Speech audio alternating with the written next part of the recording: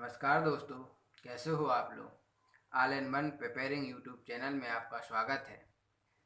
यदि आपको यह वीडियो अच्छा लगता है और यह जानकारी आपके फ़ायदेमंद होती है या आपको दोस्तों के लिए फ़ायदेमंद होती है तो प्लीज़ इसको सब्सक्राइब कीजिएगा, शेयर कीजिएगा और लाइक कीजिए, ताकि मैं इसी प्रकार के टॉपिक पर वीडियो बनाता रहूं और आपकी लाइक मिलती रहेंगे तो मेरा कॉन्फिडेंस बढ़ता रहेगा और मैं इसी प्रकार की वीडियो बनाता रहूँगा। तो चलिए हम आज बात करते हैं सरकारी सेवाओं की। सरकारी सेवाओं में हमारा सिलेक्शन कैसे हो सकता है और इसके लिए एग्ज़ाम कौन कौन होती हैं और कैसे एग्ज़ाम कौन कराता है और इसमें हम कैसे भर्ती हो सकते हैं। तो सबसे पहले मैं आपको बता दूं कि भारत में 4 प्रकार की सर्विसेज होती हैं।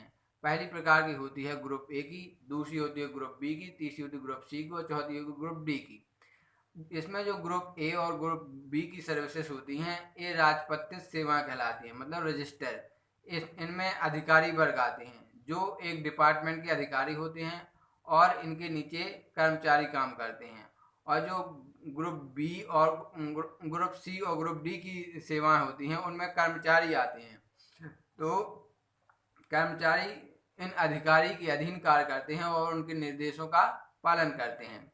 अब मैं बात करता हूं भारत में कुल कितने प्रकार की सर्विस होती है, इनके एग्जाम कौन कराता है। तो आइए हम डिटेल से बात करते हैं। हाँ तो दोस्तों देखिए, जैसे all government services exam classification, मैंने यहाँ पर जितनी भारत में गवर्नमेंट एग्ज़ाम होता है सभी का क्या किया है, यहाँ पर वर्गीकरण किया है। सभी एग्ज़ाम के बारे में भारत में टोटल कितने प्रकार की सर्विसेज होती हैं। तो सबसे पहले देखते हैं, ये 3 प्रकार की होती है। कौन कौन सी? एक होती है ऑल इंडिया सर्विसेज, दूसरी होती है सेंट्रल सर्विसेज और तीसरी होती है स्टेट सर्विसेज। यहाँ ऑल इंडिया सर्विसेज का मतलब है अखिल भारतीय सेवाएं, मतलब इन सेवाओं के एग्ज़ाम तो कौन कराता है? एग्ज़ाम कराती है सेंट्रल गवर्नमेंट, लेकिन ये कार्य कहाँ करती हैं? ये राज्य में कार्य करती हैं। और जो सेंट्रल गवर्नमेंट होती हैं, सेंट्रल सर्विसेज होती हैं, उनके एग्ज़ाम भी सेंट्रल लेता है और कार्य भी कहाँ करते हैं? सेंट्रल गवर्नमेंट के अधीन कार्य करते हैं। और जो स्टेट सर्विसेज होती हैं इनके एग्ज़ाम कौन कराता है? राज्य सरकार कराती है और वो कार्य भी कहाँ करते हैं? राज्य के अधीन कार्य करते हैं। अब हम बात करते हैं ऑल इंडिया सर्विसेज कौन कौन सी होते हैं। तो भारत में कुल टोटल 3 प्रकार की ऑल इंडिया सर्विसेज हैं। कौन कौन सी? IAS, IPS और IFS। IAS का मतलब यहाँ होता है इंडियन एडमिनिस्ट्रेटिव सर्विस, मतलब भारतीय प्रशासनिक सेवा। और यहाँ पर IPS का मतलब होता है इंडियन पुलिस सर्विस, मतलब भारतीय पुलिस सेवा। और जो IFS होता है इसका मतलब होता है इंडियन फॉरेस्ट सर्विस, मतलब भारतीय वन सेवा। जो IAS होता है यह ग्रुप ए में आता है और जो IPS ये भी ग्रुप ए में, IPS ग्रुप में। IPS से डायरेक्ट SP बन सकते हैं और IAS से कलेक्टर बन सकते हैं।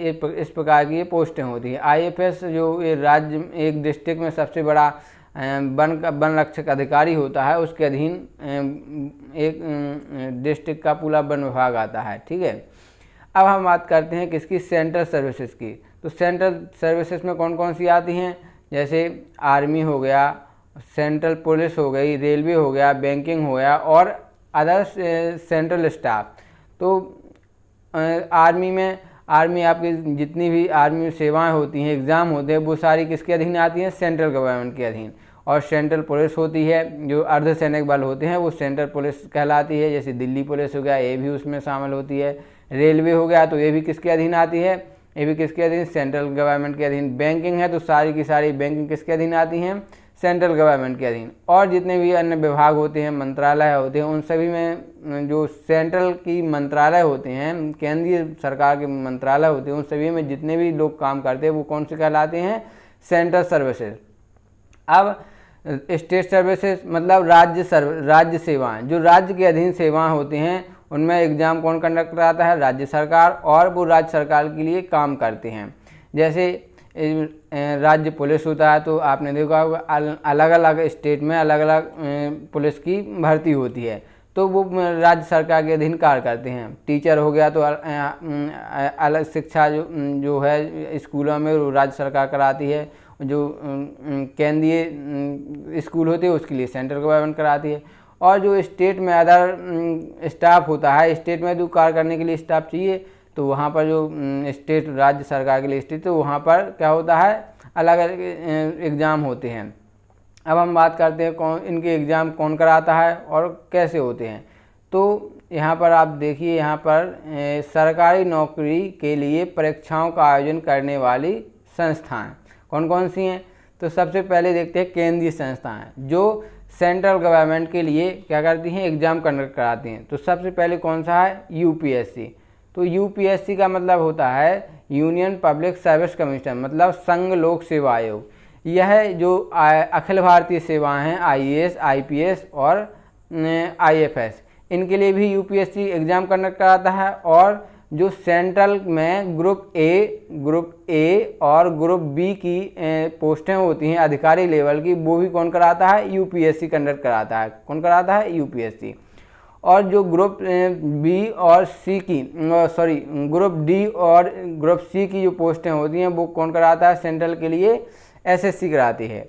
अब सेंट्रल में जो रेलवे है, रेलवे पूरा अलग का अलग मंत्रालय है। इसके लिए रेलवे में जितनी भी पोस्टें होती है, चाहे वो अधिकारी की हों और चाहे किसकी हो, कर्मचारी की, वो सभी के लिए कौन कराता है, रेलवे कराता है। हालांकि ग्रुप ए और बी की कौन कराता है, वो आपका यूपीएससी ही करा लेता है। ठीक है। भारत में अलग अलग स्टेट में अलग अलग बोर्ड हैं, जैसे 16 बोर्ड हैं, 17 बोर्ड हैं पूरे भारत में, जो रेलवे के लिए क्या करता है, एग्ज़ाम कंडक्ट कराता है।